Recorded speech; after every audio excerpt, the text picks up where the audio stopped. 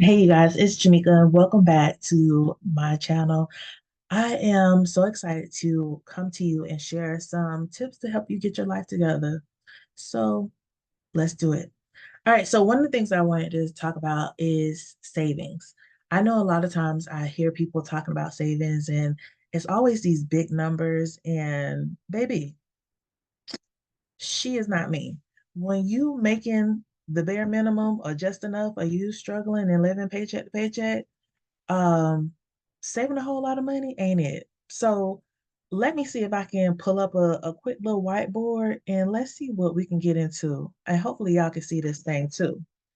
So we're gonna do a couple different numbers and different options, right? So let's say y'all, and I'm not even gonna lie to y'all, I have never used whiteboard on Zoom.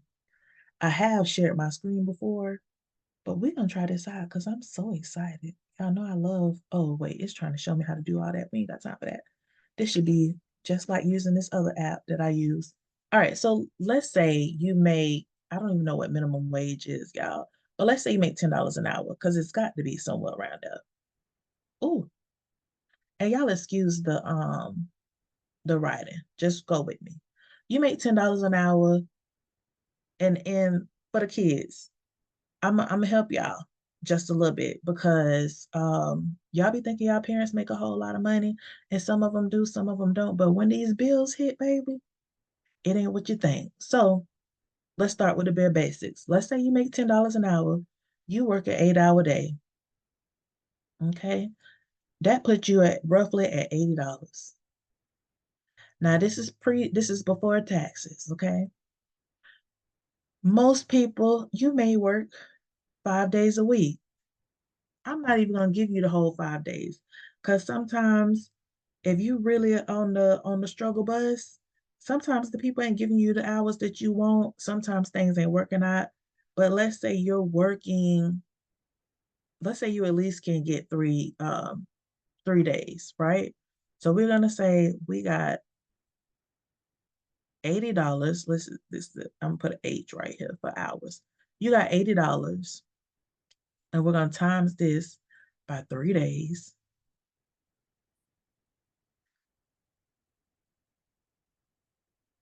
You're gonna have roughly $240 for that week. And I'm gonna give you a job that's gonna pay you per week. Not all of them do it, but I'm gonna give you one that's gonna pay you per week. So you're banking 240. Now, typically taxes are taken out. That means you may take home. I'm gonna be nice and say you'll take home maybe 235 after taxes, give or take. So let's say taxes is about 10% of what you make, or yeah, taxes will automatically take out 10%. And this is me being nice. Take that, and the way that you get to it, for those of you who don't know, you make $240, you take the zero, you go over one, $24 would be that 10%. So 10% equals $24.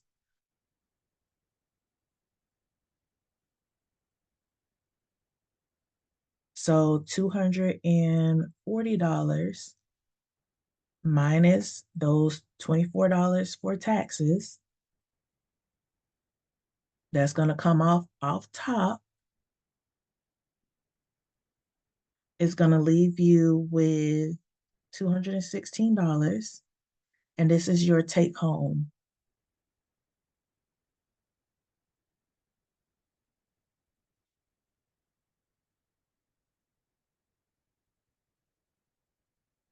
So this is the actual check that you would receive, right? um and we'll talk about net versus I'm catching a blank, but y'all know what I'm talking about. And y'all excuse me, um sometimes I do catch blanks. I was in a car accident, hit my head, neurology, all that good stuff. If I catch blanks, it's okay. Just know I know what I'm talking about. That's why we getting it all on. That's why we're recording it all so that we can know together. But anyway, um, so yeah, back to this.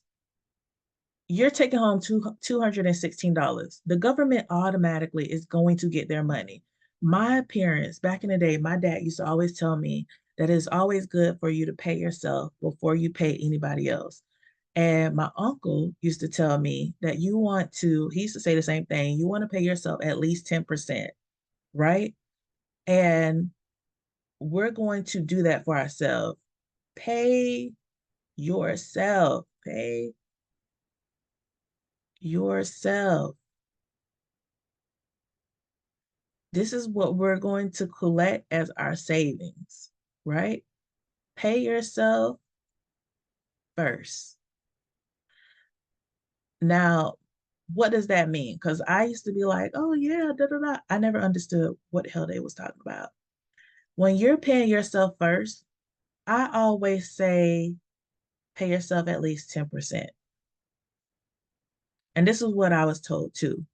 This 10% that you do, now up to you if you want to take it off of the actual 240 that you actually made, or if you're going to take it off the 216 that you brought home. So you'll come up with two different numbers, but it's up to you. For this demonstration, we're going to keep everything based off of the take home amount because I don't want to confuse y'all. Later on, as we start to build up our understanding, we'll play around with both numbers. But for right now, everything is going to be based off of our take home. So you're paying yourself 10% first. That means you're going to be paying yourself $21.60. This $21.60 you want to put in an account. You can call it a savings account. If it's going to be a savings account, I would suggest finding yourself a high yield savings account. Now, I'm going to create another video later, and you guys should look for it. And it's going to be, hopefully, it'll be titled High Yield, right? High Yield Savings. You want to find yourself a high yield savings account. A high yield savings account is going to be an account that's going to give you roughly anywhere between 3% to maybe, I don't think I've seen any at 6% lately, but the average is 4. Okay. The average. You can find this bad boy around. Um, when I get some sponsorships, I'll give y'all some names. I have a couple in mind that I may work with. Um, we'll see how that goes because before I recommend anything, I want to make sure that they're of quality. There are two that I actually use. One, you have to, a lot of them, well, let me just speak on the one that I use. One of the ones that I use, you actually had to have had a job there or, know somebody who had worked there. It's kind of like some of the ones that you have had an acquaintance or had someone who was married, whatever, had some type of relationship in order to be a part of it. So that I can't recommend to anybody. But there is another one that's out there that I've been using for the past maybe 2 years or so. And they are pretty good. So I will try to look into getting a link for you guys to access that and using it. I'm not going to put the name in this actual video just in case. I want to give you guys some different variations. I'll be able to do that in the description. Excuse me. However, you want to get yourself a high yield savings account. The average savings account may give you maybe 1%, maybe 2 if you go with and let's put that down. I wish it had let's do it this way. Boom. The average savings account, and again, I was just I'm the English teacher, but I am not the best speller. And I don't really talk and text. I mean, talking right at the same time either. It's so interesting. All right. So the average savings account will give you somewhere between 1%, 1% and 2% back on your money.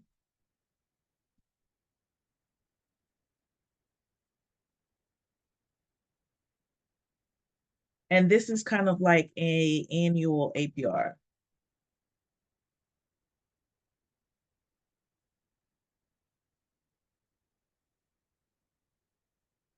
or annual return on your funds. The 4% is much higher, is much better.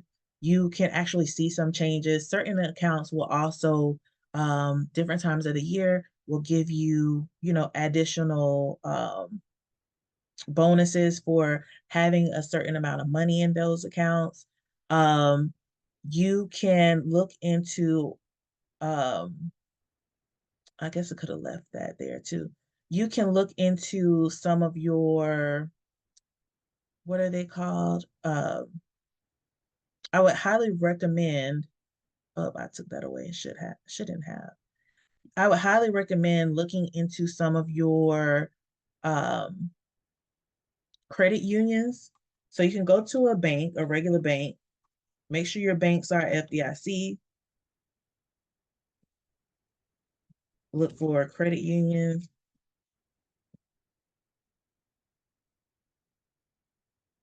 Usually, credit unions will work with you a little bit more um, when it comes to your finances. Let me click off this so you can see the screen. But anyway, going back to what we were talking about with savings, you want to put some money away. Yes, once you put that 2160 away in the banking account, it limits you, but you'll subtract that, so that 216 minus 2160, you'll be left with $194.40. Again, this is the per week based off of just working 3 days. And then you'll be able to divvy out other things. So if you're a person who pays tithe, you go to, church, you do those things, you do your 10%. Usually your 10% will go out before you pay yourself. Some people do that. Um, but that will be deducted. Then you would pay your bills, however you do that. But that $21 goes into that savings account and you do not touch it whatsoever. If you are spending and you overspend or whatever else, oops. And sometimes what I do say too is, if you can have a secondary, that high yield savings account, I would even highly recommend, if you go to a credit union, try to see if they have a holiday account. A holiday account, now the only thing about that is that with the holiday accounts, girl, this writing looks a mess, doesn't it? Atrocious. With the holiday accounts, they do charge you if you try to access the money early. And that is one of those things that kind of keep you accountable for not touching that money, those funds. But usually they hold it throughout the year. Around November, they give you that money back with that additional interest that has been given to you, just like that high yield savings account. Some of the high yield savings accounts, they do not charge you for accessing those funds. But if you access it, you may not get the full percentage that you think you would, because it kind of accumulates. You'll have to see if it accumulates daily, monthly, or on an annual basis. So all of those things are things that you will have to take into consideration when you are looking at your account and you are signing up. You can have multiple accounts. Right now, you just want to start with one and see what is the highest percentage that you can get. The biggest thing, like I say, if you can find one at roughly 4%, go for it, sign up, put your money in there, and make sure it's one that you don't touch, that you don't see. Put the money in there, set it and forget it, like how they used to do I don't even know. I was gonna say the chia pets, but I don't know what it was. One of those things that said set it and forget it. But yeah, set it and forget it. Don't access it, don't look at it. If you want, you can get one of those little statements. I had one of those little bank statements over here. Um, Not a bank statement, but if you have the statements, don't open them. But they usually give you back in the day, they used to get send these out, right? These used to be able, you used to be able to write down what you put into an account or whatever. So again, I put it on one of the other videos. I have one that's similar to this. That's an Excel spreadsheet, I believe. And I'm gonna post it on the site. You guys could go to the site, download it, it's free. But that's something you can just use and click it in there. If you're one of those people that when you see large numbers or you see money collecting, that is like, oh, I gotta access it, don't do it. Just put the money over there and don't even think about it. Don't write it down nowhere. Don't just don't, because the idea is that you don't really want to know what's in the account. They have to show you and they have to be accountable. And you know when you're putting money in there, you put it in on a weekly basis based off of whatever it is that you are getting. Just keep your pay stub and write down the date that you send it over into that account and make sure you keep up with your account number. And I have some stuff that's going to help you guys with that too, keeping up with your records of um, what accounts you have where, just in case of emergency. But this is just some basics to get you started with savings. Again, it's 10% of what you make on a weekly basis. Yes, it seems like it's a lot of money sometimes, but $21, you could do that. Every time you use your check, you can do that. You can do it. Just do it, like Nike says, and don't think about it. The more you think about it, the less likely you're going to do it. But if you don't think about it and you just do it as it comes up, you'll be fine. You'll start to have a savings account, and over the course of a year or 2 years or whatever it is, then you can upgrade. And in some of the upcoming videos, we'll talk about different types of policies, IULs, whatever it is, and you can move over into those facets. But for right now, this is something very basic that you can do just to get your bearings into building yourself up. And I know it's going to seem like you're struggling and whatever else, but you're already struggling, baby.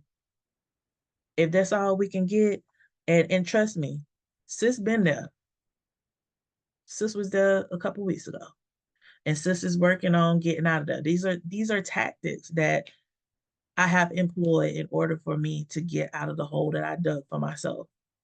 And this is not the first time that I've used them. This is just me remembering what I was taught as a child and then bringing it back up and being like, okay, boom, now let's get to this money. And so again, sometimes we don't know until we know. I'm giving this to you as a tip. It's something simple, something easy. I know everybody's talking about all these different other things. If you can do this and get a hold of your spending habits, what you put out, um, this could be a big game changer for you. And it's very just simplistic. And again, that number is just based on the hours you work. If you work more hours, you could do more. If you're again, like I say, it doesn't matter what it is. If this changed to 15 hours, then the total change, whatever.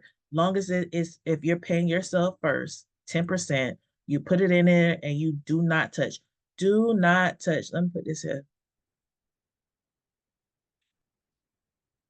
Do not touch this money at all. There's no reason for you to touch it. Put it in an account. Do not touch it for whatever reason.